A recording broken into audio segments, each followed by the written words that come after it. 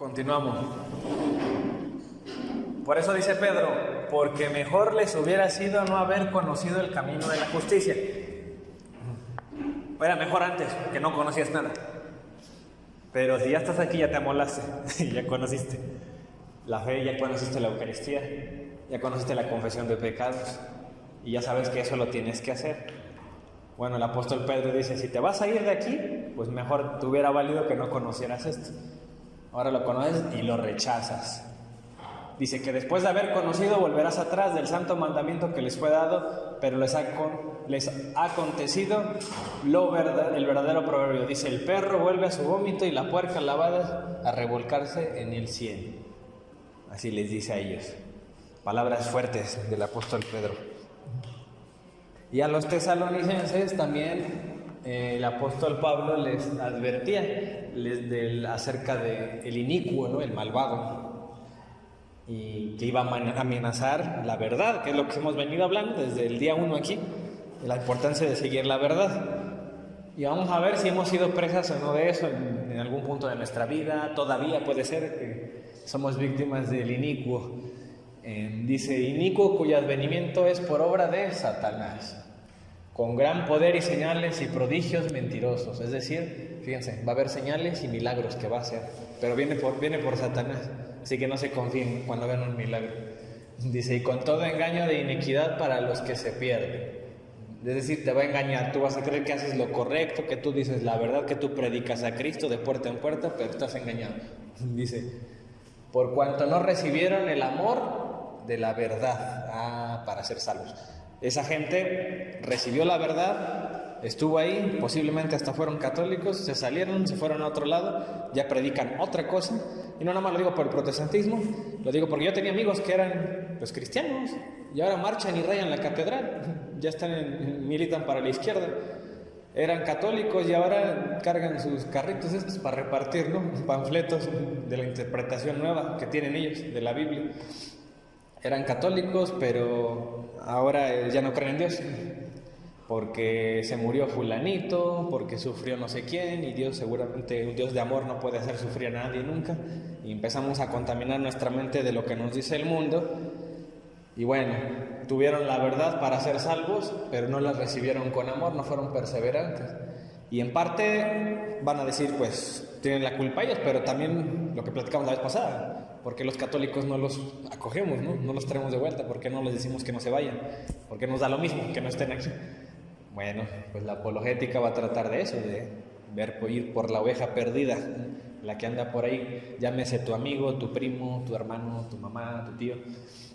Dice, por esto Dios les envió un poder engañoso para que crean la mentira, a fin de que sean condenados todos los que no creyeron a la verdad. Ahí está. Entonces hay condenación si yo no abrazo la verdad. Por eso yo les decía, antes incluso de seguir a Jesucristo, un buen indicio es que ames la verdad. Y hay gente que está al revés. Gente que te va a decir, yo creo en Cristo, pero en sus obras y en sus actos no siguen la verdad. Y ahí sí, estoy seguro que a los hermanos separados les sobra ejemplos de católicos que dicen, pero mira, él se dice que es católico. Y velo, se puso bien borracho el 12 de diciembre, el día de la Virgen. Y ve ese sacerdote, dice que es católico, y ve cómo habla y cómo se expresa de la gente y cómo los maltrata. Y es su líder de su parroquia. Ve ese es católico, pero pues anda debiendo dinero y se robó no sé cuánto. Y tienen razón, sí. En eso sí les doy la razón a los protestantes. Nomás que no les gusta voltear a ver de su bando, ¿verdad? También a ellos, también de ese lado, también hay gente que cae. Después vamos a hablar de eso. Porque según ellos la iglesia no debe tener pecadores. Vamos a ver si es cierto. Porque ellos dicen, no, en nuestra iglesia no hay gente pecadora. Por eso es la iglesia de Cristo la nuestra. Y los católicos decimos lo contrario, en nuestra iglesia hay pecadores. Pero es nuestra iglesia la de Cristo. ¿Tendremos razón en eso?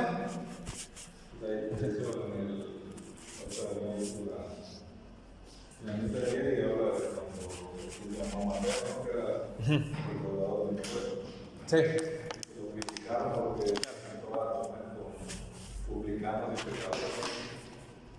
Sí. Fíjate que Mateo, ¿no? Que muy famoso ese pasaje, de hecho hay una pintura de Caravaggio que habla de la vocación o la elección de Mateo. Bueno, sí, hay un protestante que puede decir, sí, es que él era cobrador de impuestos y se les consideraba rateros a ellos en ese tiempo. Pero ya cuando volvió a Cristo, dejó el pecado, así como nosotros, y ya no somos pecadores, como Mateo, ¿no? Bueno, eso lo vamos a ver en detalle. Yo les voy a demostrar que San Pablo, cuando le escribía a los corintios, a los tesalonicenses, a los romanos, él los reprende por pecados que están cometiendo. Entonces, ¿qué vamos a decir? Que los corintios no son la iglesia de Cristo, ni los romanos, ¿no? Ni los gálatas, que también andaban peor, creo. No, sí, y les llama iglesia de Cristo. Así empieza la carta a Corintios, a la iglesia de Cristo que está en Corinto. Es la iglesia de Cristo, aunque tiene a gente bien pecadora y bien adúltera ahí, en esa comunidad. Pero él los considera iglesia de Cristo. Después veremos eso cuando veamos el tema de la apostasía, la supuesta apostasía, ¿no? que cometió la iglesia, según los protestantes. Y hay más pasajes, amigos. Ahorita aquí les voy a mostrar otro. Esto es de 1 Timoteo 4:1. Dice, también debes saber esto, que en los postreros días vendrán tiempos peligrosos. No es 1 Timoteo. Es otro. Es 2 Timoteo. Dice, habrá hombres amadores de sí mismos, avaros, gloriosos, y empieza a comenzar a hacer una lista de gente muy pecadora, ingratos, impíos, desobedientes, sin afecto natural, blasfemos, dice, implacables, calumniadores, ¿qué dice? Intemperantes, crueles, aborrecedores de lo bueno, traidores. Entonces fíjense, todo esto así, si uno se pone a meditar, pues tenían razón los apóstoles. Eso ha existido desde el tiempo de Pablo, que le anuncia esto, y hasta el día de hoy te encuentras gente así, ¿no? Que es con las cosas de Dios, que tendrán apariencia de piedad, lo que platicábamos hace rato, los gurús, ¿no? Que hacen milagros, que es gente buena, que supuestamente ayuda. Dice, pero negarán la eficacia de ella. A estos dice, evítalos, sí. Se lo dice a Timoteo, y eso que Timoteo es una autoridad en la iglesia. Ahora imagínense un laico, una ovejita, que está bien gordita, tiene mucha lana, pues sale trasquilada en manos de esa gente. Dice, está siempre,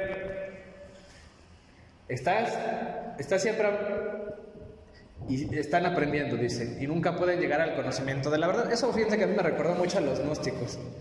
Es gente que decía que hay que estudiar, que hay que leer, que nadie te engañe. ¿No han oído eso?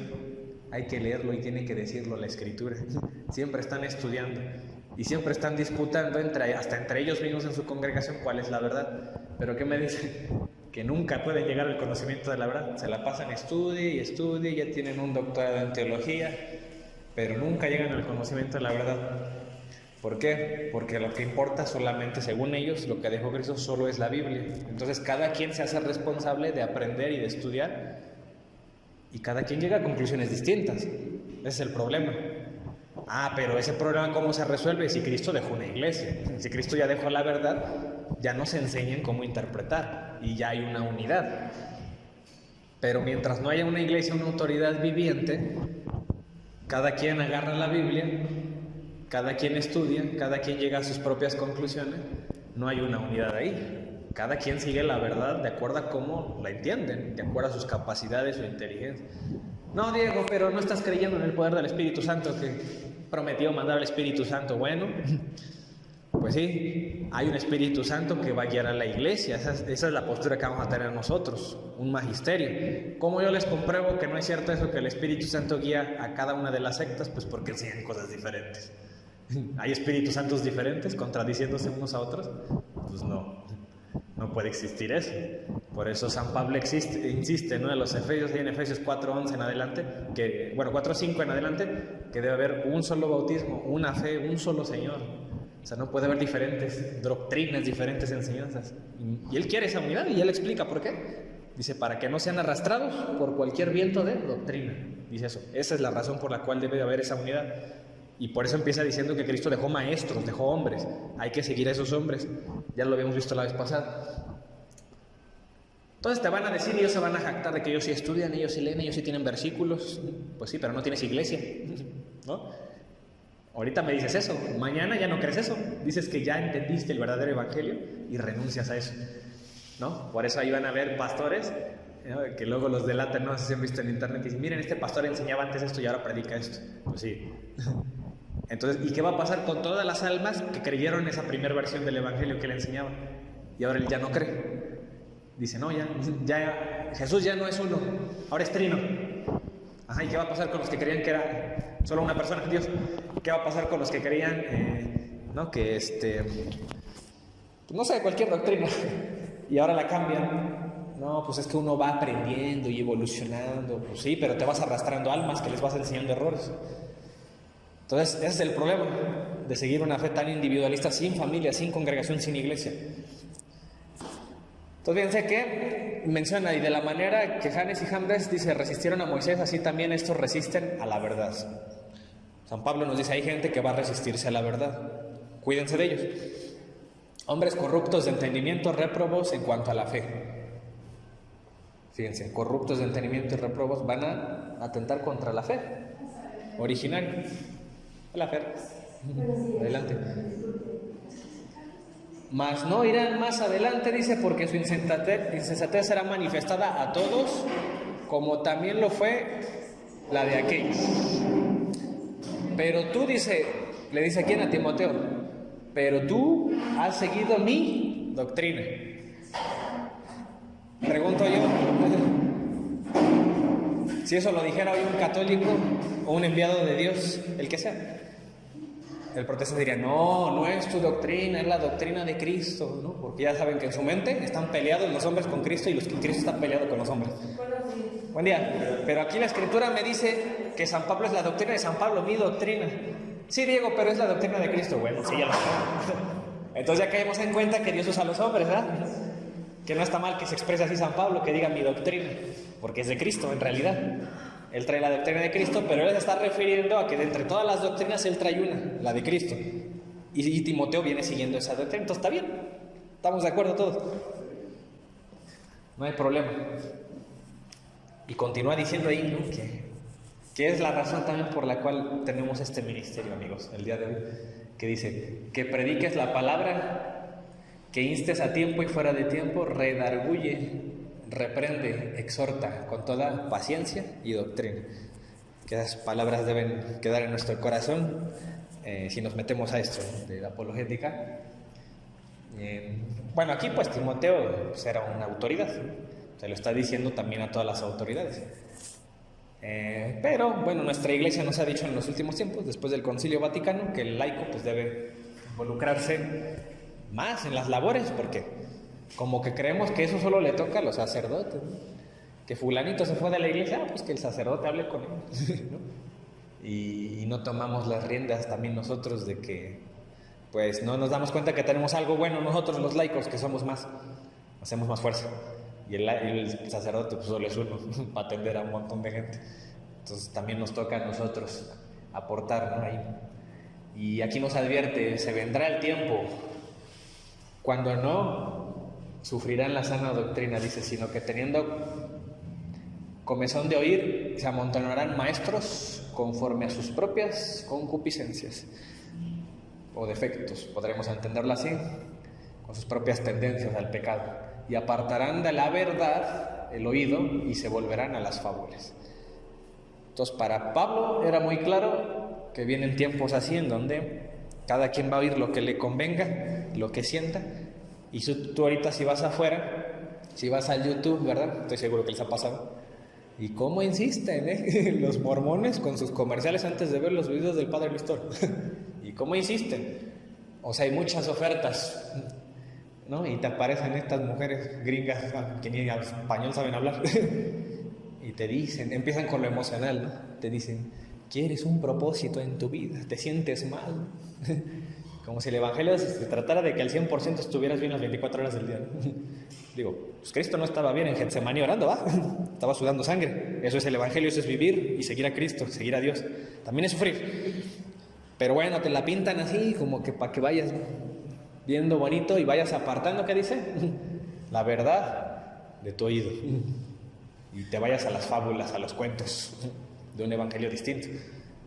Que dice, pero tú sé sobrio en todo, soporta las aflicciones, haz obra de evangelista, cumple tu ministerio. O sea que tiene un servicio, tiene que hacerlo. Y le sigue diciendo a Timoteo, bueno, dice en la primera carta, como te rogué, dice, que te quedes en Éfeso cuando fui a Macedonia para que mandases a algunos que no enseñen diferente doctrina. ¿Eso qué significa? Pues que hay una doctrina alterna, ¿no? Hay una que sí es buena, pero circula otra que no la es. Y San Pablo está al tanto y por eso les dice, no enseñen diferente doctrina. Y ya después vamos a irlo viendo cuál es esa buena doctrina. Digo, en general es lo que ya sabemos, sacramentos, mandamientos, que Dios dejó una iglesia y todos esos temas que vamos a ver, ¿no? Porque el protestante también puede usar estos versículos para decir que él trae la sana doctrina. Y él te va a citar eso, te va a decir, tienes que seguir, aquí dice que no enseñan diferente doctrina, y aquí está en la Biblia la sana doctrina. Sí, es verdad, ahí está en la Biblia. El problema es que como la Biblia requiere un intérprete, esa es la discusión, ¿quién la interpreta bien? Porque unos dicen una cosa, otros otra, la Iglesia Católica dice otra. Entonces no basta la Biblia, ¿va? Nada más como para decir, ya tengo aquí la verdad, ya voy a enseñar yo la verdad. Hay que buscar el intérprete. Dice, ni presten atención a fábulas y genealogías interminables que acarrean disputas, ¿no? Por eso nos critican de que nada más hacemos disputas los que nos dedicamos a esto, ¿no? Entonces, precisamente porque empiezan a enseñar doctrinas diferentes, se acarrea eso. Más bien que edificación de Dios, que es por fe. Entonces, para San Pablo hay que asegurarnos que hay una sana doctrina para evitar las disputas y edificarnos en Dios. Dice, así te encargo ahora. Pues el propósito de este mandamiento es el amor nacido de corazón limpio y de buena conciencia y de fe no fingida, de las cuales cosas, desviándose algunos, se apartaron a vana palabrería, queriendo ser doctores de la ley, sin entender ni lo que hablan ni lo que afirman, pero ya son doctores, ya tienen doctorado en teología, ¿no? Yo hay veces que tengo diálogos en línea con protestantes, así en los comentarios de los videos o así, en redes sociales, y me da gracia porque dicen, pero yo he estudiado la Biblia y la he leído 3 veces, ¿no? Y tengo doctorado en no sé qué, y soy pastor. Pues sí, pero es que el punto no es ese, el punto es de quién lo aprendiste, quién te enseñó eso, ¿no? Podrás estudiar toda tu vida la Biblia, pero pues si te la enseñó alguien que tiene una interpretación incorrecta, aprendiste un error por tantos años. Y la confianza que nosotros tenemos es que lo que enseñamos lleva 2000 años enseñándose, desde Cristo. Entonces yo prefiero creerle a esos primeros cristianos que llevan manteniendo ese depósito a alguien que viene como 20 siglos después y me dice, no, mira, ahora sí yo traigo la verdad, yo ya la leí. No, pues mejor le creo a los primeros cristianos, ¿no? ¿Para qué creo en alguien moderno? Es más probable que el Espíritu Santo se haya manifestado desde el principio, allá después de 20 siglos, como que se tomó unas vacaciones de 1500 años el Espíritu Santo y hasta apenas le reveló la verdad a algunos. Y vivimos en el error y nos condenamos un montón de católicos por 1500 años o más, dependiendo la edad de la secta, ¿no? Primera Timoteo 6, este también es muy popular. Si alguno enseña otra cosa y no se conforma a las sanas palabras de nuestro Señor Jesucristo y a la doctrina que es conforme a la piedad, dice, está envanecido. Es decir, es soberbio, ¿no? Dice, yo sé más que los católicos, aunque llevan 2000 años, pero yo sé más que ellos. No, pero hay santos, ¿no? Los conocen ustedes más de santos que yo, que tienen tremenda espiritualidad, eran entregados a Dios y no andaban ellos solos con la Biblia enseñando. Ellos atendían a la Eucaristía, se confesaban sus pecados, hacían todo eso. Y son buenos ejemplos de cristianismo. Y no andaban envanecidos, ¿va? Diciendo que ellos saben más, que ellos traen. Y si aportaban a la iglesia era para ayudar, pero no se salían de la iglesia, se quedaban ahí y aportaban, ¿no? Y ayudaban, si es que había hermanos en el error. Dice, está envanecido y no sabe, delira acerca de cuestiones y contiendas de palabras, se ponen a discutir, de las cuales nacen envidias, ustedes lo han visto. ¿Tienen parientes en el protestantismo o fuera de la iglesia? ¿Y a poco no existe eso? Pleitos, envidias, blasfemias, malas sospechas, disputas necias, de hombres corruptos de entendimiento y privados, lo que venimos hablando, de la verdad. Ellos se apartaron de la verdad, que toman la piedad como fuente de ganancia, algunos, no todos, pues. Yo sí he visto gente que hace de corazón eso, no enseñan la Biblia y los ves aquí en el Zócalo platicando y hablando de Dios. No creo que les paguen, algunos no lo hacen así por eso. Pero eso no quita pues que están en un error. Dice, apártate de los tales. Pero gran ganancia, dice, es la piedad acompañada del conocimiento. Pues sí reconoce San Pablo, puede ser un buen business esto de enseñar.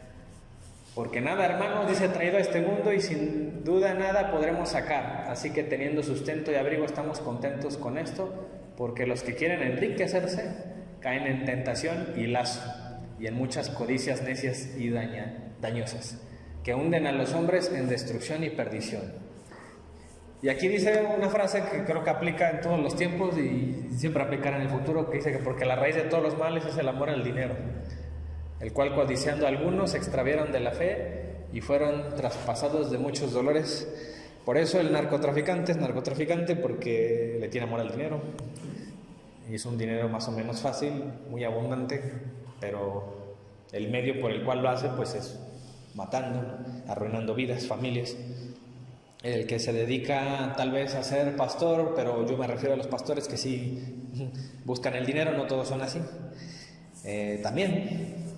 Y al final terminamos usando de Cristo un medio para conseguir un tema material. No lo digo solo por los pastores, también hay sacerdotes así, es la verdad, que también ahí tienen, dicen, no, hay un padre ahí que critica mucho eso, que te van a confesar y llegan con un carro del año, no mantienen la pobreza, ¿no? O sea, pues sí, ese consejo evangélico de Cristo.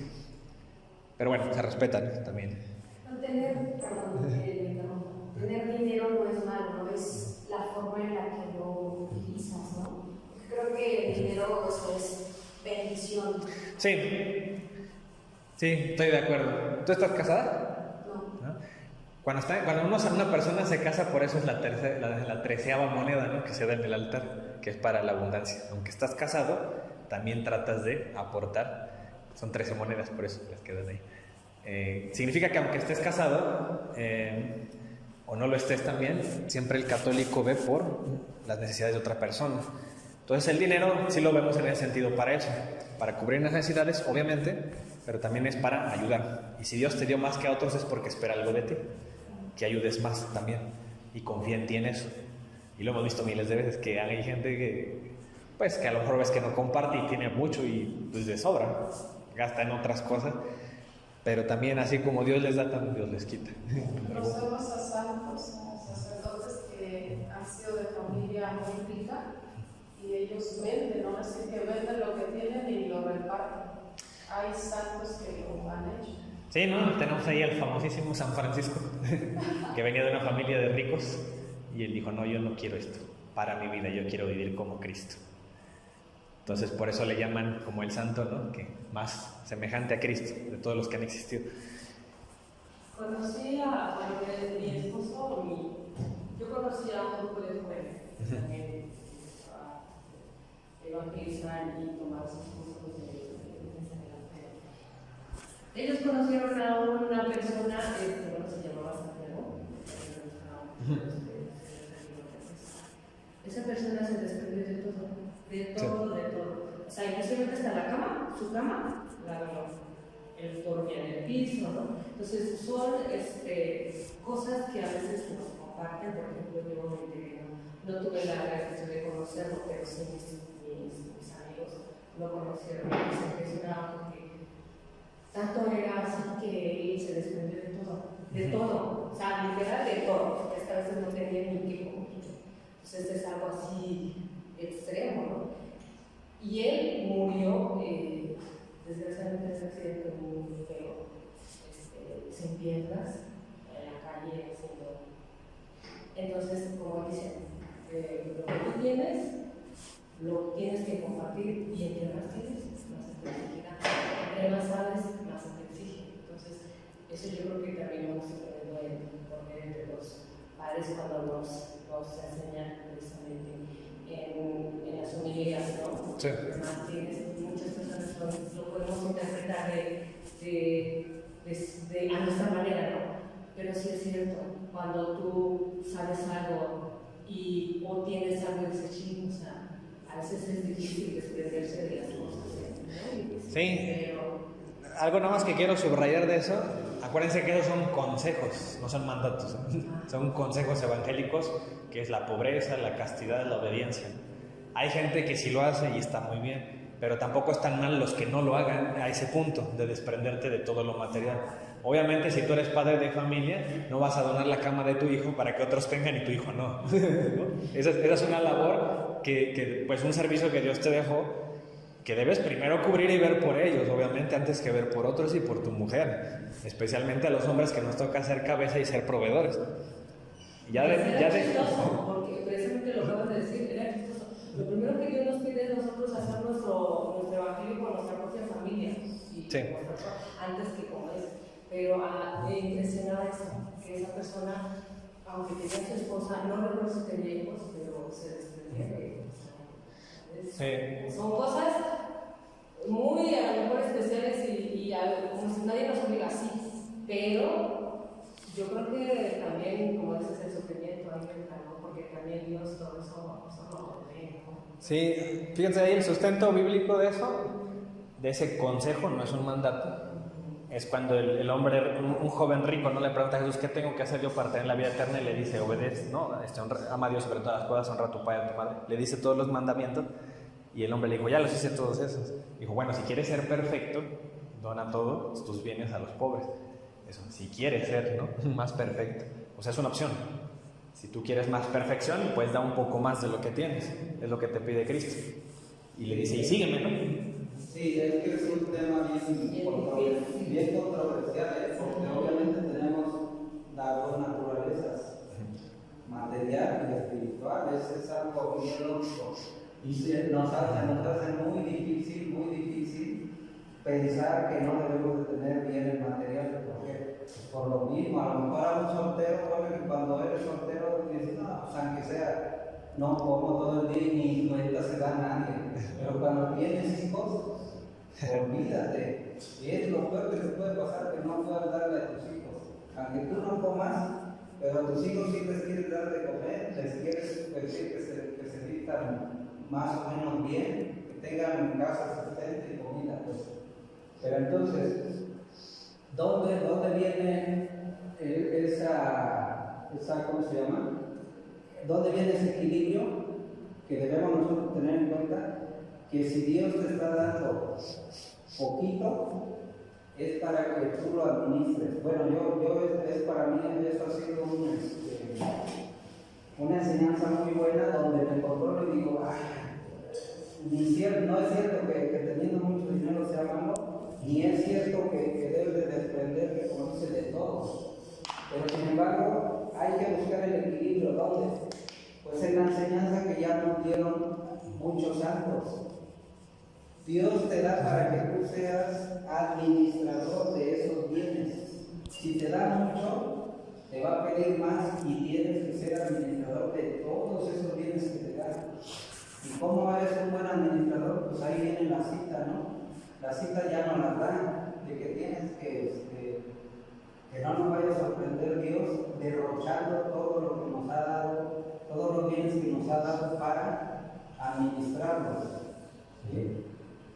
Entonces, el que tenga mucho dinero, no es malo que tenga mucho dinero, pero debes de saber que eres administrador de esos bienes. Dios te dio esa administración y vamos a tratar de hacer lo mejor posible, administrarlo, repartirlo. Administrarlo es repartirlo, no igualitariamente, ¿no?, como socialismo, sino a quien le deba dar lo que necesite, dárselo. Y como decía la otra vez el padre Oliver, que me sorprendió muchísimo, dice: ¿qué es caridad? ¿Qué responderíamos a decir? ¿Qué es caridad? O sea, a mí se me viene la palabra, pues, amor, ¿no? Caridad es amor, como lo he visto en la Biblia. Sí, bueno, es amor, pero ahora traducido, pues caridad es darle a la persona lo que necesita en ese preciso momento. No darle, por ejemplo, si quiere agua, pues darle, digamos, un pescado, no. A ese hay que darle agua, eso es caridad, darle a la persona lo que necesita en ese preciso momento. Entonces, si eres administrador y tienes muchos bienes, pues yo creo que por ahí va el asunto. Darle a tus hermanos o a quien quiera donar algo material que necesita en ese preciso momento. decíamos del rico. Pues sí, es que él respetaba todos los mandamientos y todo, pero todo eso es espiritual. Pero a ver, ahora tradúcelo en algo material, no, pues ahí ya no me gusta. Esa también es otra enseñanza, entonces por eso debemos tener esa prueba de que si somos de veras bien espirituales, no, yo leo la Biblia, yo eso. Bueno, a ver, ahora haz una obra de caridad material, ahí va a estar el problema. Entonces, sí, porque ese tema controversial siempre ha estado de que no, que si eres rico es que no necesariamente ser rico es que sea malo. Pero ahí lo estás diciendo desde cuando tú tienes mucho dinero, vamos a decirlo así. Y el pobre dice, no, es que el ser rico es malo porque no va a entrar, no, es más difícil que entre un rico por el ojo de una aguja. Entonces, te estás justificando siempre. Si eres pobre, te justificas. Si eres rico, te justificas. ¿Y dónde encontramos ese equilibrio? Pues es decir, no, Dios me dio mucho, voy a administrarlo de acuerdo a como Dios me dio. ¿Sí? ¿Y dónde encontramos cómo administrarlo? Pues aquí en la Biblia, o como nosotros sabemos, con el magisterio de la iglesia, con los santos, ellos nos dicen cómo administrarlo. Hay algunos que se van a desprender de todo, como San Francisco de Asís, como por ejemplo San Juan de la Salle, San Juan Bautista de la Salle, algo así. Era un conde y repartió todos sus bienes y él nada más lo único que necesitaba era pues, su ropa y lo que quería, ¿no? Hay santos que nos han demostrado que para hacer un negocio, porque se necesita hacer negocios en esto de la predicación también. ¿Para qué? Para solventar los gastos de tu comunidad. Hacían negocios y lo mejor, y guardaban su dinero para seguir produciendo más negocios, pero lo que ellos vivían con lo mínimo indispensable y ya después daban todo lo demás a los pobres, pero no se descapitalizaban, pues, y ese es otro ejemplo que también a mí me gusta retomar. Entonces, somos administradores de Dios y debemos de administrar el dinero y los bienes de acuerdo a lo que nos ha dado. Y eso es algo que a mí me ha gustado mucho pensar, para no tener ese cargo de conciencia también. No, pues yo no tengo, pues entonces los ricos son los malos. No. Y cuando tienes dinero, no, pues debes de saber que lo que tienes hay que administrarlo para dar gloria a Dios, ¿no? Eso sería lo que yo entendí un poco más de eso. Sí, es un tema muy extenso ese.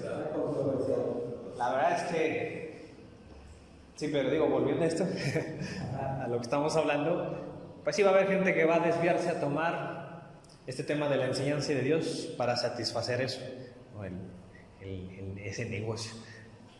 Yo en mi caso muy personal, sí me han invitado a dar estos temas que por cierto me van a invitar y luego les digo, les paso la info, ahí en Cristo Rey para encuentros conyugales, para dar un tema. Apenas me los encontré y me dijeron que iban a hablar. Y yo siempre les digo a ellos, yo no cobro nada, porque a mí Dios me dio una oportunidad de estudiar una carrera en biología y yo creo que de ahí es donde yo sí voy a ganar, lo de Dios. Bueno, yo tengo ese chance, no sé, cada quien, como dice Rigo, tiene que ingeniárselas para solventar gastos, porque al final los tienes los gastos. Ahora sí que le meto presión a Dios de decir, bueno, si quieres que tenga gasolina para ir, pues ayúdame a encontrar un empleo, ¿no? Y lo hace, Dios obra, o al menos la fe nos dice eso. Fíjense que el apóstol Pablo, cuando le seguía diciendo a Timoteo, ya ven que esto le llaman cartas pastorales, ¿no? Las que hace Pablo a Timoteo, a Tito, a Filemón, porque se las da personalmente a esas autoridades. Y él les advertía algo, bueno, Timoteo le advierte, dice, pero el Espíritu dice claramente que en los postreros días algunos, no todos, no toda la iglesia de Cristo va a apostatar. Algunos apostatarán de la fe, escuchando espíritus engañadores. Entonces, para Pablo, este tipo de desviaciones tiene un origen en espíritus engañadores. Entonces, uno debe tener cuidado cuando dice, no, si es que el Espíritu Santo nos habla, el Espíritu no sé qué, y a cada iglesia le habla una cosa distinta. Bueno, pues el apóstol Pablo ya nos advertía, espíritus engañadores. Dice, y a doctrinas de demonios, por la hipocresía de mentirosos que teniendo cauterizada la conciencia, dice, prohibirán casarse. Están los católicos, ¿no?, que prohíben a los sacerdotes casarse. Dicen así los protestantes. Eso ya lo platicamos, ¿no?, cuando vimos el celibato. Y ya explicamos esta cita que no es correcto porque la Iglesia Católica es todo lo contrario. Es la que más defiende el matrimonio y la tiene un estatus de sacramento. Eso ni siquiera los protestantes lo hacen. El católico sí, lo tiene un estatus muy alto el matrimonio y lo defendemos. Y militamos y marchamos allá afuera para que el matrimonio entre hombre y mujer se respete. Yo mismo lo he hecho, físicamente he marchado. Y me ha tocado que me griten de todo, pero ahí andamos poniendo el cuerpo con las balas ahí. Y andamos defendiendo eso, para que nos digan que nosotros prohibimos el matrimonio y lo despreciamos. No, los sacerdotes solitos ahí van a negarse, a casarse para seguir a Cristo. Pero es voluntad de ellos. Ellos solitos son los que se prohíben, no la Iglesia. Dice, y mandarán a abstenerse de alimentos. Aquí, ¿por qué San Pablo mete eso? Porque resulta que también ya había unos herejes que enseñaban eso. Los que despreciaban lo material decían que tener hijos es malo y casarse es malo. Entonces imagínense, una iglesia así no va a perdurar en el tiempo, pues no van a tener hijos ellos. Entonces no tiene sentido eso, esa enseñanza. Para empezar, ¿no? Dice, y se abstendrán de alimentos, ¿no? Por eso ahí tienes a los judaizantes estos que te dicen, no, eso no se come. Porque el Levítico dice, ¿no?, el Deuteronomio, pues sí, la antigua alianza dice muchas cosas, pero Cristo me dice otra. Entonces, pero bueno. Por eso dice, ¿no?, que hay gente que va a andar diciendo estas barbaridades, prohibiendo alimentos. Dice que Dios creó.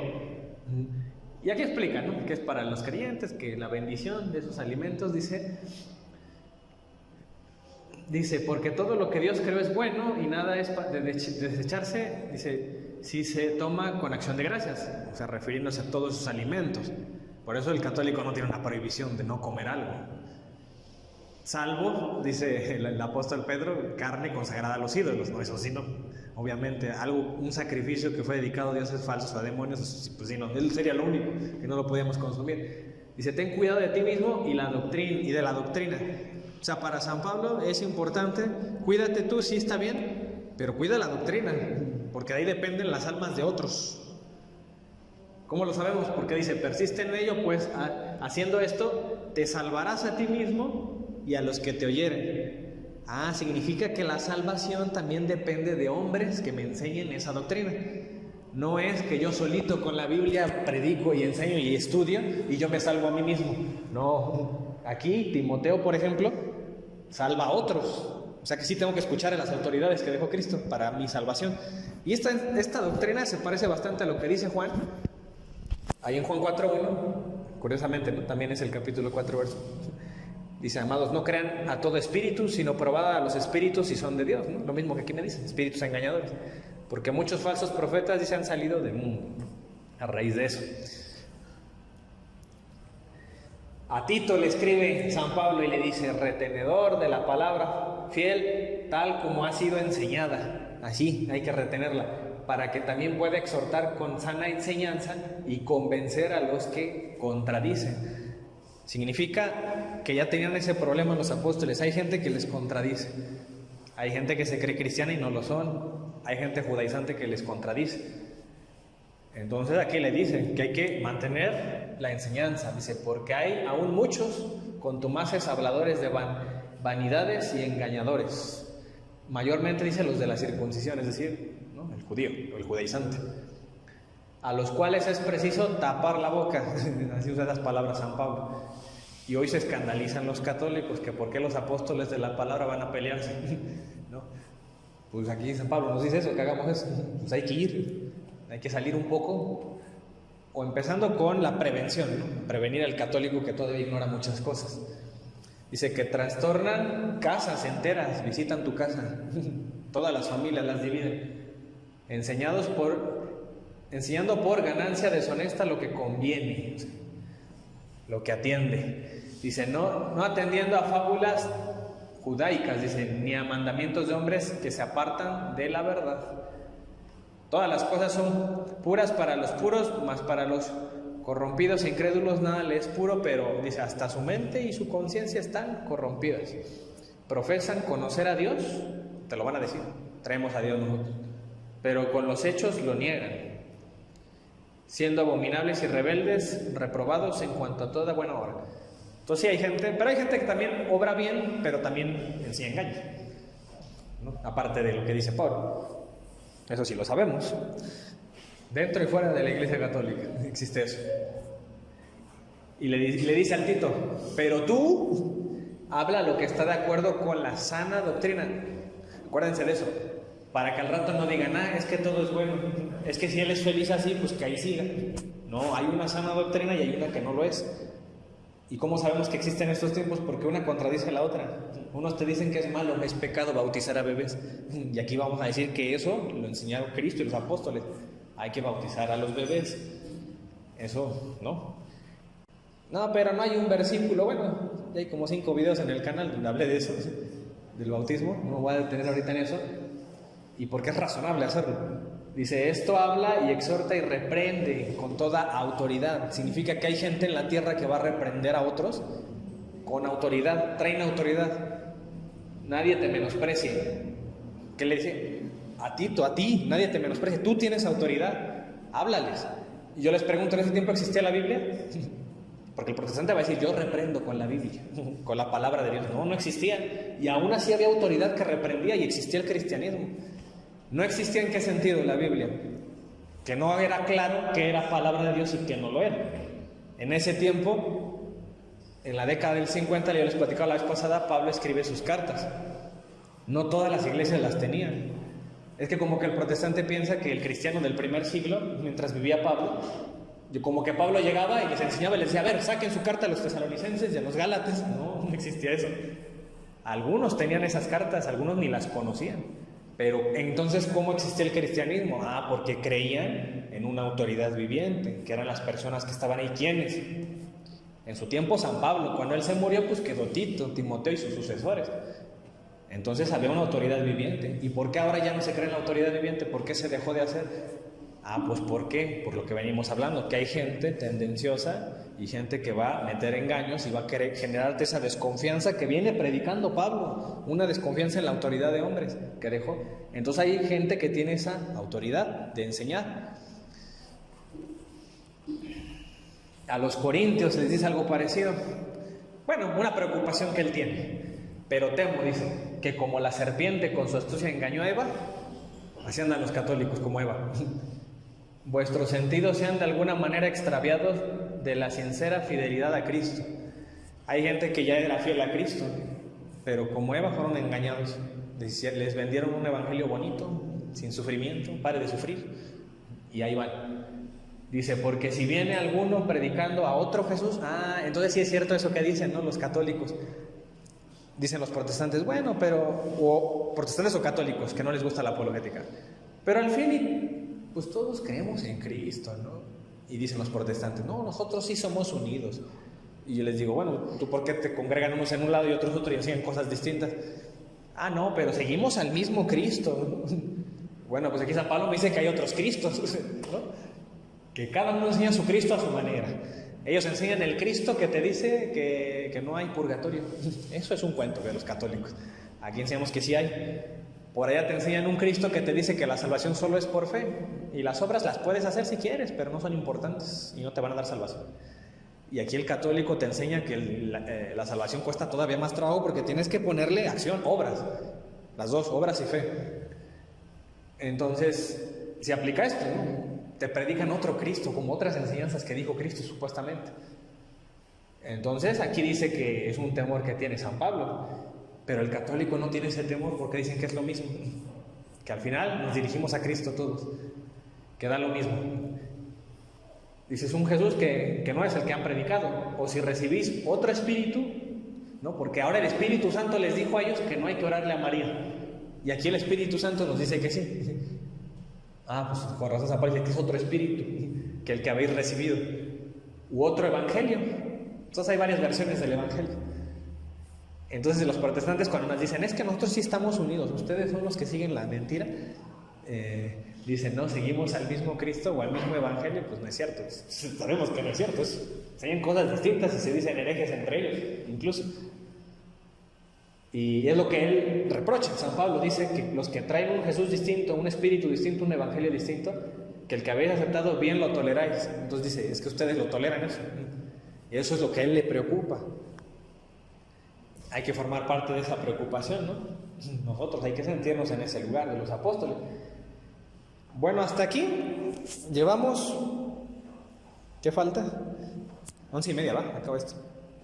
Bueno, todavía tenemos tiempo, amigos. ¿Qué tenemos aquí? Nuestra parroquia, ¿va? ¿Cómo se llama? Nuestra Señora de los Milagros. Luego la confundo los nombres porque como estoy en otras también. Y bueno, ¿qué les quiero decir con esta imagen? ¿Esto es iglesia? Sí, también se aplica para, en nuestro idioma al menos, eclesia o asamblea. En realidad significa asamblea, es una congregación de hombres, pero el tema es la iglesia, ¿no? Es un edificio también, o el término se acuña para mencionar el lugar, es cierto, también. Entonces, en nuestro caso es este lugarcito, ahí donde nos reunimos y hacemos todas nuestras sesiones. Y nada más quería subrayar ese significado de qué es iglesia, pasando ya ahora a este tema. Este es el diccionario de nuestro idioma, castellano, de la lengua española. Dice: congregación de los fieles cristianos en virtud del bautismo. Es cierto, ¿no? Yo ahí le agregaría otra parte que es importante para que sea la iglesia de Cristo, ya hablándote de iglesia de Cristo. Aparte de que es una persona que se bautizó, ya ingresó a la iglesia. Voluntariamente puede irse, ¿no? Si te bautizaron de bebé y ya de grande te hiciste protestante o ateo, o ya te hiciste de estos militantes políticos, pues te vas a ir, bueno, pues bien, eres bienvenido, ¿no? Si quieres volver. Pero ya te bautizaron, en principio ya estabas dentro. Voluntariamente te puedes salir. Pero también algo que le agregaría yo, y que también sí está, no me acuerdo dónde lo leí, en qué documento católico, es que también Iglesia de Cristo, aparte de eso, es el que sigue a la cabeza del Papa, la piedra visible que tenemos. ¿Por qué? Porque nada más con eso ya estarían excluidos los ortodoxos, ¿no? Y los protestantes. También ellos son bautizados, también siguen a Cristo. Tienen hasta a veces la misma escritura que nosotros, creen muchas cosas parecidas, pero no siguen al Papa. Entonces no hay unidad, en teoría, ahí de cristianos, aunque digamos que seguimos al mismo Dios. Entonces, ¿por qué? Porque esa fue la voluntad de Cristo, dejarle las llaves a un hombre. Entonces, si a mí no me importa quién tiene las llaves, pues no estoy dentro de lo que quiso Cristo, de un pastor. Y también le encargó el rebaño, ¿no? Y eso ya lo leímos en Juan 21:15. Hay otras acepciones, dice: conjunto del clero, pueblo o un país donde el cristianismo tiene adeptos. Iglesia latina griega. Dice: estado eclesiástico que comprende a todos los ordenados. Gobierno eclesiástico general del sumo pontífice. Aquí ya entra eso, la definición que digo: concilios y prelado. Cabildo, dice: diócesis, territorio, también le llamamos conjunto de súbditos, cada una de las comunidades cristianas que se definen como iglesia. Templo cristiano, dice. Y dice acá: inmunidad del que se acoge a sagrado. Entonces, bueno, quería partir de eso porque vamos a ver otras cositas y un deseo de Jesús que tiene y que puede ser malinterpretado algunas veces por gente que no es católica, pero va a apelar a estos pasajes para decir otra cosa. Pero vamos ahorita a aprender lo que enseñamos nosotros. Y es que hubo un momento en el que Jesús dice acá, en el Evangelio de Mateo, fíjense cómo desde aquí Jesús ya tenía una intención. Pero eso sí les voy a aclarar, esa no era algo nuevo. Ya Dios tenía una congregación, ¿no? En el pueblo hebreo. Escogió un pueblo. ¿Por qué no escogió otro pueblo de otra parte del mundo? ¿Alguien sabe o alguien ha hipotetizado? Porque pudo haber escogido a los aztecas, por ejemplo, ¿no? Y haber dicho: este es mi pueblo. Y pues les voy a mandar, no sé, profetas, y el Cristo va a decir de aquí del pueblo azteca, y de aquí se va a repartir a todo el mundo. Entonces, ¿imaginan una historia así? Bueno, esa historia ya existe, los mormones la dicen, ¿no? que Cristo apareció en América, aquí con la gente. Pero no lo hizo así. Él decidió en otro lugar, por allá, ¿no? Por Medio Oriente. ¿Por qué? ¿Quién sabe? No estamos seguros de eso. Pero él decidió que fuera ahí, en el pueblo hebreo, y se empezó a manifestar dentro de ese pueblo. Y ya había, lo que quiero que vean es que desde el Antiguo Testamento ya estaba delimitado una zona, un pueblo elegido, y los fue llevando de la mano Dios, y aunque desobedecían, ya no los descuidó.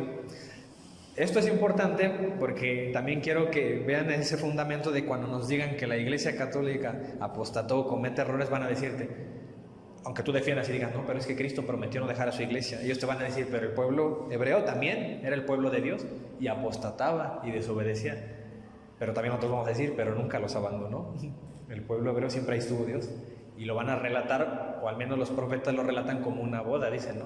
Que la mujer se iba de adúltera, el pueblo, pero Dios, el esposo, siempre estuvo ahí, ¿no? Procuró. En algunos momentos los descuidó o los dejó a sus suertes, pero fue porque así ellos querían, ¿no? Por ejemplo, en el exilio a Babilonia les vinieron muchas calamidades, pero no los dejó. Y Cristo va a hacer lo mismo, aunque su iglesia, sus miembros, uno que otro, ahí ande portándose mal y ande hablando barbaridades, los obispos, ¿no? Como el obispo James Martin, ¿no? O a veces dicen cada barbaridad que quieren, que están a favor de estas ideologías políticas. Pues sí, pero somos el pueblo de Dios, ¿qué le hacemos? No nos va a dejar, igual que los hebreos. Pues no los dejó, nada más les envió el Cristo. Pasaron una mejor alianza, que es la alianza de Cristo. Y bueno, Jesús ya tenía en mente algo. Y aquí lo vamos a ver. El apóstol Mateo nos lo dice, nos lo cuenta. Dice, viendo Jesús en la región de Cesarea de Filipo, preguntó a sus discípulos diciendo, ¿quién dicen los hombres que es el Hijo del Hombre? Esa es la pregunta que nos hacemos todos cuando entramos de una manera racional al cristianismo. ¿Quién es Jesús? ¿Quién es el Hijo del Hombre? ¿Quién es? Ustedes se lo van a preguntar. O pregúntenselo o medítenlo. Y dice, vamos a ver qué decían los apóstoles. La versión de aquel tiempo. Pues ellos dijeron, unos dicen Juan el Bautista, otros dicen que es Elías. Es para la gente de ese tiempo, ¿no? La gente que ellos conocían. Y otros Jeremías. ¿A quiénes están mencionando? A profetas. Para ellos eran gente importante y estaban poniendo a Jesucristo a ese nivel de profeta.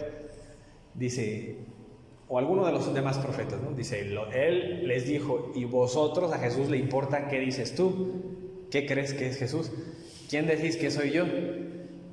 Aquí no lo dice el apóstol Mateo. Yo me imagino que cada quien, tal vez, no sé, algún apóstol sí se la creía, ¿no? que era alguna encarnación, ¿no? De algún profeta del pasado.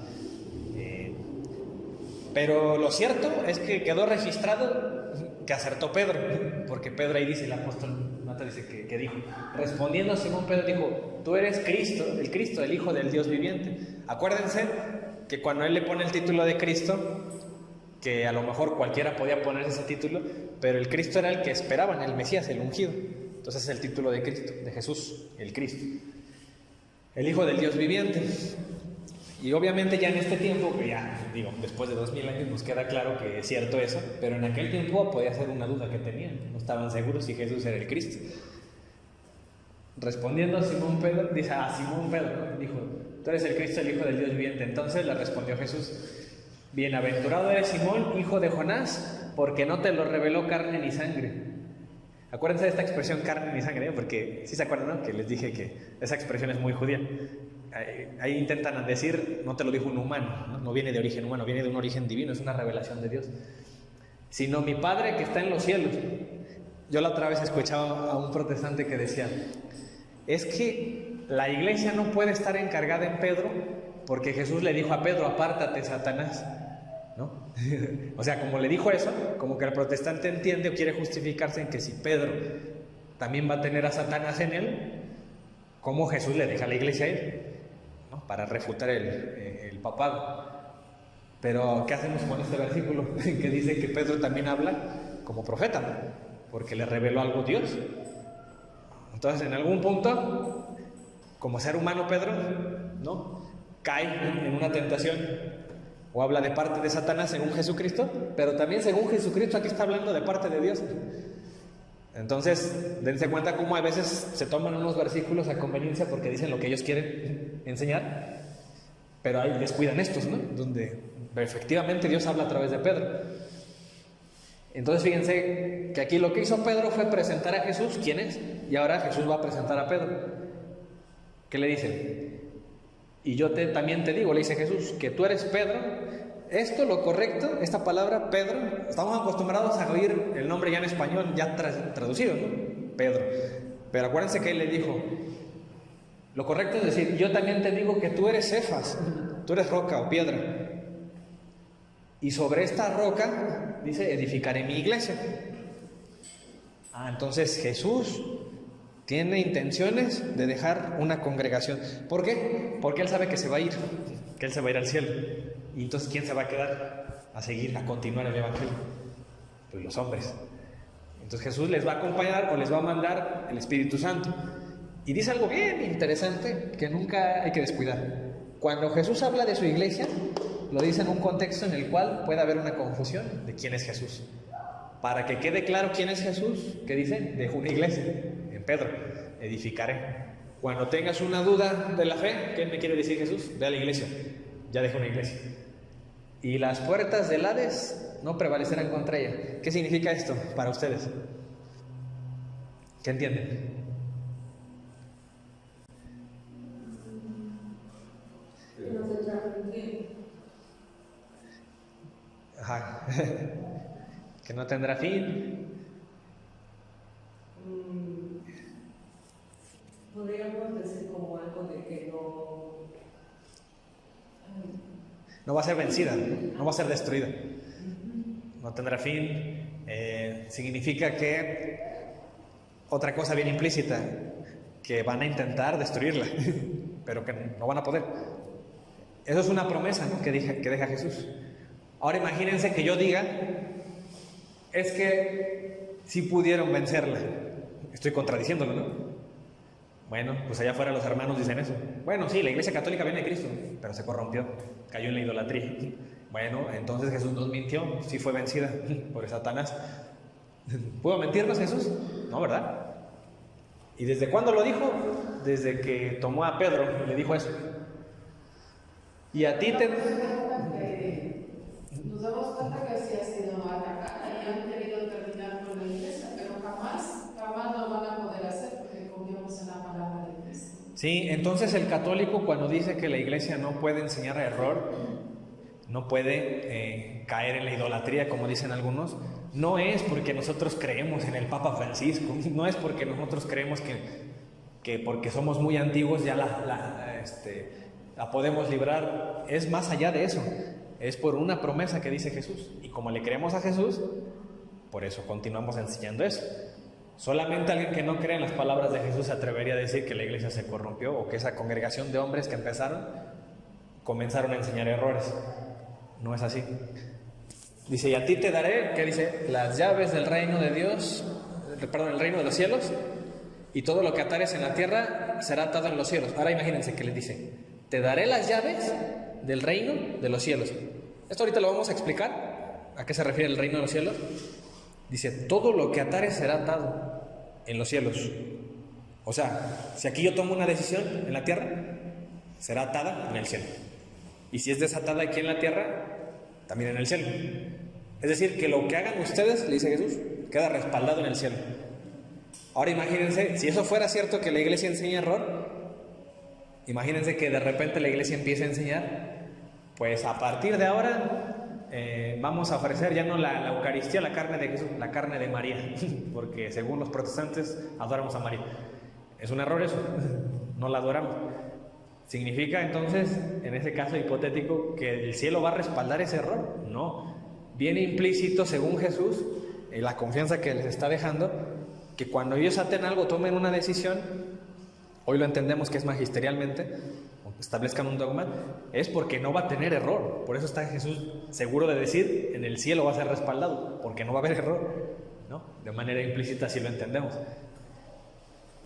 Miren, aquí ustedes cuando vean esta frase, reino de los cielos, es mencionado mucho en el Evangelio. Un día hagan el ejercicio de que cuando lo lean, cámbienlo y pongan la iglesia, y se van a sorprender de cómo también el reino de los cielos, la iglesia forma parte de eso. ¿Cuál iglesia? Todas, pues la iglesia que está en el cielo, la iglesia purgante y la iglesia militante. Todo eso es parte del reino. ¿Sí se acuerdan que les dije? La iglesia puede ser una congregación de personas, pero también un lugar. Es que a veces la frase reino de los cielos la entendemos como un lugar, pero también es una asamblea, un conjunto de súbditos, es un reino. Por eso hay un rey, porque es un conjunto de personas. Se me viene una cita bíblica en San Pablo donde dice que a Dios se le rinde adoración, se le da gloria en la iglesia. Entonces está hablando pues de... Claro, y también del reino de Dios, ¿no? Entonces la iglesia forma parte o es también el reino de Dios. No más que aquí ahorita en la tierra, ¿no? Pero como estamos inmersos nosotros en el tiempo, acuérdense, allá arriba no están inmersos en el tiempo, viven como un eterno presente. Está raro ahí, pues, no es diferente aquí. Nosotros en el tiempo podemos equivocarnos, pero también podemos arrepentirnos. Todavía vivimos en ese periodo. ¿Por qué se los digo? Para que tampoco se vayan con la finta de decir, pues ya estoy en el reino de Dios. Entonces, si es cierto eso, que no cometemos pecado, que nunca caemos, no. Podemos salirnos también. Todavía tenemos nosotros los mortales ese chance de salirnos si queremos o si caemos de la iglesia. Entonces, fíjense que le da unas llaves y creo que no viene adelante. Vamos a leer. Ahí puedes sacar tu Biblia. Ahí la tienen, ¿no? Busca el libro de Isaías 22, 19. Porque quiero aprovechar ahorita para decir eso. Cuando veamos el primado de Pedro lo vamos a ver en más detalle. Pero cuando Jesús dice esas palabras de que te dejo las llaves, es otro, hagan de cuenta, otro modismo, otra frase judía. Ahorita cuando tú hablas así, por ejemplo, imaginemos que tú te vas de tu casa y para que no se quede sola, pues se la encargas a alguien, te vas de vacaciones, pero vas a volver, ¿eh? Entonces Jesús ya tenía miras en que se iba a ir, pero va a volver, por eso es la segunda venida de Cristo. Pero antes de irse, pues le dejas las llaves de tu casa. ¿A quién? ¿A cualquier persona? No, a alguien de confianza. Vamos a poner ejemplo que Fer se va. Pues tú no eres de aquí, ¿verdad? ¿Tú eres de dónde? De Toluca. ¿Y allá tienes casa? Sí, están en tu casa. Bueno, vivías con ellos, ¿no? Sí. Vamos a suponer que era tu casa. Pues les dejas las llaves a ellos. ¿Qué les estás diciendo? Te dejo como de encargado, ¿no? Ahí cuidas, le das de comer a las mascotas y cuidas mis plantas, las riegas. Hagan de cuenta que Jesús hizo lo mismo. Por eso le dice, apacienta mis corderos. Ahí cuidas a mis ovejas. ¿Qué significa? Que Cristo nos abandonó, que Cristo le regaló la iglesia a Pedro. Ahora Pedro es el que se encarga de la iglesia. Sí se encarga, pero no en un sentido de que es el dueño, ¿eh? Él no es el dueño. No enseñamos eso nosotros, que el Papa es el dueño de la iglesia. Es el encargado. Ahorita le toca al Papa Francisco, pero ha habido 266 encargados que continúan, ¿no? Ellos solamente son los encargados de la llave, pues, de la casa. Del reino, no las llaves del carro. ¿Verdad? A ver, lee. 19. Miren, vamos a trazar un paralelismo porque Jesús es judío y está hablando con judíos. ¿Por qué les dice eso de las llaves? Porque Jesús ya sabe a qué, bueno, ellos en su mente, vamos a meternos en la mente de los apóstoles. Cuando les dice eso Jesús, vamos a ver qué pensaban ellos, porque eso es escritura que tienen los judíos. Adelante. Dice, te destituiré de tu muerte y quitaré tu cargo. Aquel día llamaré a mi servidor, Eliaquín. Hasta ahí. Hay un servidor. Bueno, ahí no es trascendente quién es el nombre, Eliaquín, pero hay un servidor. Vamos a ver qué le dice a ese servidor. En este caso, tus papás, los papás de Fer. Adelante. Eliaquín, hijo de Elías. Le pasaré tu traje, le colocaré tu cinturón y le confiaré tu cargo. Deja un cargo. Como padre para los habitantes de Jerusalén. Hasta ahí. Es un encargo que te deja y le van a llamar padre a ese hombre. Pues con razón, ¿no? Padre, papa, es el significado. Y entonces, si tú dejas a cargo tu casa, pero ahí pues las mascotas ahora tienen que obedecer ahí, ¿no? Ahí el que está de encargado. Si hay más gente que vive, pues solo se lo dejas a uno, las llaves. Con razón solo agarra a Pedro y no dice a todos les doy la llave, ¿no? Solo a uno agarra. Entonces se va a ser un servidor y le van a llamar padre, que por eso le llamamos papa. Adelante. Y para la familia de Judá, pondré en sus manos la llave de la casa de David. Cuando él abra, nadie podrá cerrar. Y cuando cierre, nadie podrá abrir. Hasta ahí. Entonces dice ahí, le daré las llaves de la casa, ¿no? Le dice. Y cuando él abra, ¿no? O cuando él cierre, ¿no? Se parece mucho a esto que dice, lo que tú ates en la tierra, ¿no? Quedará atado en el cielo, que desates. ¿Qué significa autoridad? Entonces la llave al final significa autoridad. Y lo que quiere decirnos aquí, y como ellos ya conocían esta historia de Isaías, porque son judíos, pues ellos lo entienden. Pero yo, después de 20 siglos, cuando lo leo no lo entiendo. Hasta que estudio esto, o veo esta parte. Entonces miren, hay un youtuber de habla inglesa que se llama Cameron Bertucci, Y él se convirtió al catolicismo gracias a eso, a esa tipología, porque él dijo que él creía en Cristo, era protestante. Dijo, pero a él le intrigaba mucho ese pasaje, el de Mateo 16, 18, y dice, si es cierto eso que dice Isaías 22, 21, yo me hago católico. Y se dedicó pues a estudiar la fe católica de muchos aspectos, y cuando él vio eso, ese paralelismo, dijo, me hago católico. ¿Por qué? Porque eso no lo tienen los ortodoxos, aunque son católicos también. Dice, es que sí es cierto ese paralelismo. Efectivamente, cuando Jesús habla, está nombrando, hagan de cuenta, un nuevo Eliaquín, un nuevo servidor, un mayordomo. Esa es la función en el reino. En aquel entonces, cuando el rey tenía, ¿no?, súbditos y se iba del reino, no era que abandonó el reino, sino que va a volver. Por eso Jesús les promete que va a volver. Pero dejaba un mayordomo encargado. Entonces ese mayordomo debe permanecer hasta la segunda venida de Cristo. Porque es que luego los protestantes dicen, no, pero no dice que Pedro dejó a otro papa, ¿no?, a otra persona que le sucediera. Pero eso no es correcto porque Cristo no ha vuelto. Obviamente Pedro no va a vivir 2000 años hasta hoy. Se va a morir en algún punto, debe haber otro encargado después, una sucesión. ¿Hasta cuándo? Hasta que venga Cristo. Pero debe estar de encargado. Entonces el que cuida la casa le da de comer, ¿no?, a los que estén ahí, o se encarga de eso, de ser responsable. Pues con razón Jesús, allá en Juan 21:15, le dice eso a Pedro, apaciéntalos, es decir, llévalos a comer buenos pastos. Entonces dice aquí que cuando hubieron comido, Jesús dijo a Simón Pedro, Simón, hijo de Jonás, ¿me amas más que estos? Hagan de cuenta que es como cuando tú vas a un empleo y te hacen una entrevista, ¿no?, y te preguntan cosas para ver si eres apto para el empleo. Sí es cierto, Jesús ya había previsto que le iba a dar las llaves a Pedro, pero yo creo que quería que quedara por escrito y en la tradición y todos viéramos lo que le estaba diciendo. Y a la entrevista, haz de cuenta, para probar al Pedro, para que quedara claro, no tanto para probarlo, Jesús ya lo sabía, pero para que lo vieran todos los cristianos. La comprobación para nosotros. Exactamente, para el que lo lea y el que lo quiera creer. El que no lo quiera creer, bueno, seguimos siendo amigos, pero nosotros sí lo creemos, los católicos. ¿Me amas más que a estos? Vamos a ver, para ocupar el cargo, ¿no?, de encargado de las llaves o encargado o un ministerio de la iglesia, yo debo preguntarme, ¿yo amo más a Jesús que a todos? ¿Una vez se lo decimos? ¿O le insistimos? 2, 3 veces se lo dice. Le respondió, sí, Señor, tú sabes que te amo. Él dijo, bueno, apacienta mis corderos. Bueno, vean esto, son de Cristo. No dice, pues apacienta tus corderos, ya son tuyos, ya abandoné la iglesia, la tienes tú. No, sigue siendo iglesia de Cristo. Pues apacienta mis corderos. Volvió a decirle la segunda vez, Simón, hijo de Jonás, ¿me amas? Pedro le respondió, sí, Señor, tú sabes que te amo. Dijo, pastorea mis ovejas.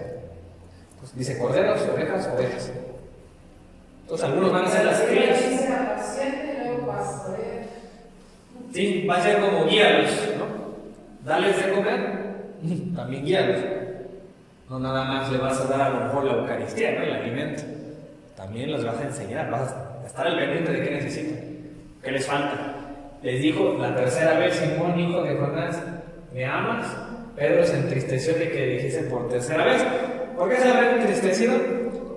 Pues bueno, una interpretación puede ser de que como que Pedro podía entender que Jesús le pregunta muchas veces porque Jesús duda de Pedro, ¿no?, y a lo mejor se le entristece. Yo oí a un pastor que decía, no, es que se entristece porque no quiere ser pastor.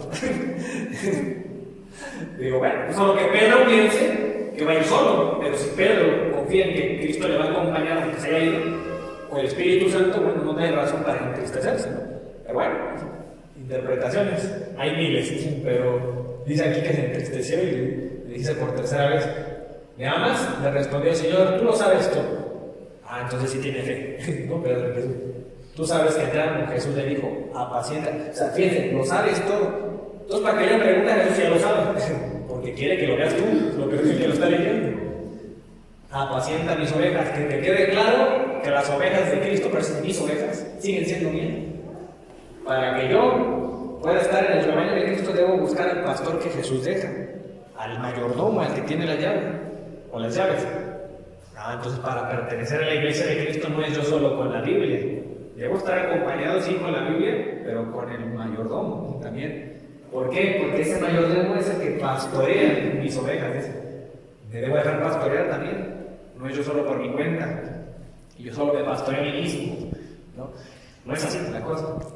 Ahí, digamos que también decía que estas, pues, los puestos 3 veces, porque como también no había llegado 3 veces, como que es la...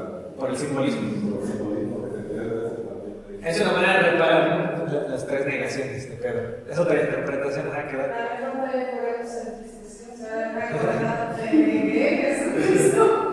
Y fíjense que me encanta el apóstol Pedro porque es un buen ejemplo de que puedes equivocarte, puedes hasta negar a Cristo tu propia fe, pero también puedes levantarte. Y lo más bonito es que cuando Cristo, ya en ese entonces ya había resucitado, Cristo no se acordó al parecer, no le reprochó como yo cuando yo hubiera sido Cristo y me hubiera enojado con Pedro, le he dicho, oye, me negaste. No le reprochó eso. Para Cristo, pues es que hay única que Cristo perdona. Cristo entiende tu humanidad y Cristo te espera para que vuelvas y no te va a reprochar algo, al contrario, hay una alegría en el cielo por cada persona que se convierte. Siempre eso, si nos hacen esa afirmación de que Pedro no puede ser porque lo que ustedes, esta sería como la respuesta que sí es Pedro porque recuerdo. ¿Sí? Y eso me gusta porque Pedro representa muy bien nuestra humanidad. Y tal parece que Jesús se encargó, o Dios, de que en la Escritura quedara constancia de que también tú te veas ahí. Y te veas y veas tus errores, incluso peores, ¿no? Errores peores que a lo mejor no tienes, pero sí hizo Pedro, sí hicieron algunos apóstoles que lo abandonaron, pero aún así volvieron y murieron de una manera heroica y ahora son santos. Entonces ese es el camino, la motivación a la santidad. Vamos a continuar. Para el otro fin va a estar bueno, se va a poner bueno, porque les voy a traer, aparte que vamos a continuar hablando de ese deseo de Jesús de tener una iglesia, les voy a hablar aquí en el pizarrón, ¿no? Con plumoncitos y todo como en la primaria, la parte histórica de la iglesia y dónde estamos parados, porque a ustedes les tocó vivir en este tiempo, pero no siempre fue así, no todo fue en base a armonía en la iglesia, bueno, a la fecha todavía. Me dicen, me da risa que dicen, es que la iglesia está en crisis. Ahora sí, le llegó la hora cero a la iglesia con las ideologías políticas que hay y los ataques. Y cuando tú ves y estudias la historia, te das cuenta que la iglesia estuvo en crisis siempre. Incluso hubo peores que la de ahorita. Ahorita la verdad es que se respira mucha paz en comparación donde literalmente antes sí los persiguen para matarlos. Ahorita no nos matan, nos atacan ideológicamente, pero no nos matan. Bueno, en algunos lugares sí, de la tierra. Pero no acá en Occidente, de este lado, no hay tanto esa persecución. Pero les voy a enseñar en la historia, desde Adán y Eva vamos a ver brevemente todas las alianzas y cómo nos tocó vivir en un tiempo y qué nos toca hacer ahora.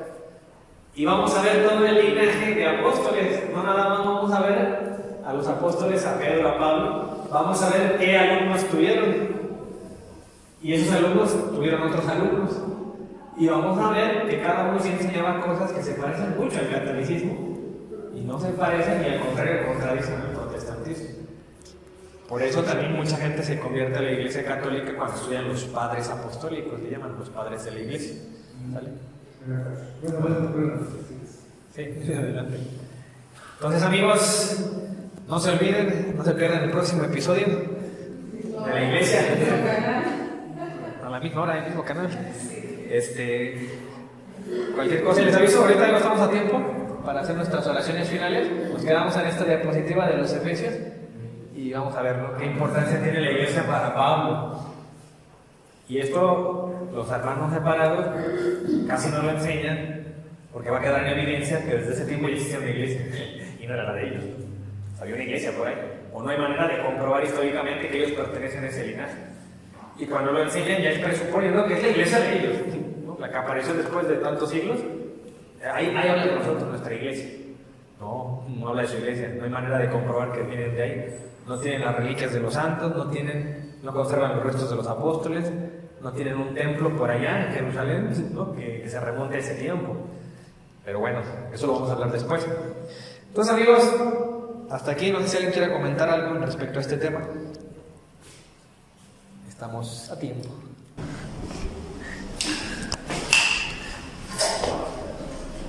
Lo único que digo, hermano, pues sí es interesante conocer todo esto, retomarlo. Y lo que diría así como para mí, ¿no?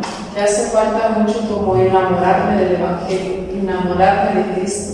O sea, concentrarse, porque es bonito, o sea, toda la palabra de Dios, lo que hace falta, que se enamore uno del Evangelio, que vaya uno conociendo más hasta que vaya uno conociendo nuestra fe, nuestra iglesia, porque todo eso pues es muy, muy interesante, ¿no? Que son palabras de vida que llenan el alma, llenan el corazón, y necesitamos saber. Yo creo que a mí algo que me gustó de la apologética que afortunadamente existe es que se interesa por darte eso, conocimiento. Y yo admiro mucho a mucha gente, que son creo la mayoría de católicos que he visto aquí, que hay una madre que dice, pues dirígete a María, pues toma la Eucaristía, y ellos lo creen y lo hacen. Y yo no soy así. O sea, yo sí parto del escepticismo casi siempre. A mí me gustan las evidencias, los fundamentos. Siempre tengo esa mentalidad como un poco científica. Tengo esa formación, de hecho, de la universidad. Y cuando encontré la apologética, pues me enseñaron todos los fundamentos y en automático mi fe se fue para arriba. Porque ya conocía y estaba seguro de lo que hacía. Y digo, no está mal creer. Y mucha gente cree ahí, no conoce los fundamentos. Pero si hay alguien como yo que también necesita evidencias y se convierte hacia el catolicismo, pues qué bueno, ¿no? Hiciste esto.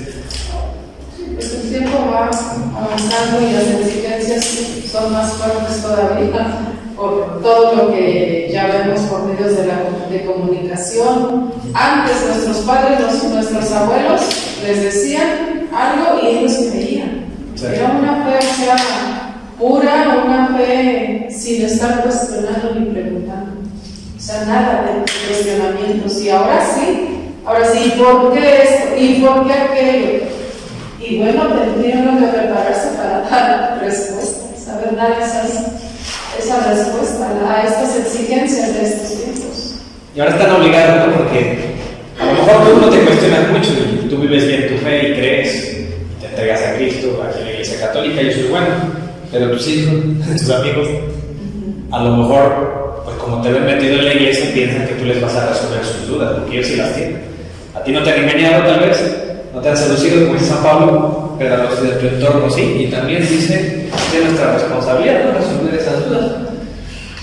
Entonces, y más aún si te trata, imagínate, de tus hijos, de alguien que tú amas mucho, y que no quieres que su alma se pierda, pues te toca estudiar, a veces aunque no quieren, y es la intención de esto, tener fundamentos de la fe, y como dice el dicho, ¿no? Nadie ama porque no conoce. Entonces, algunos sí necesitamos que nos presenten a una mujer, oye, y que la conozcamos bien, y a lo mejor ahí nos enamoramos. Pero si no me presentan al Cristo correcto, o me presentan a un Cristo muy desviado de lo que verdaderamente es, pues ¿cómo me voy a enamorar de él? Difícilmente. Entonces a veces pasa eso.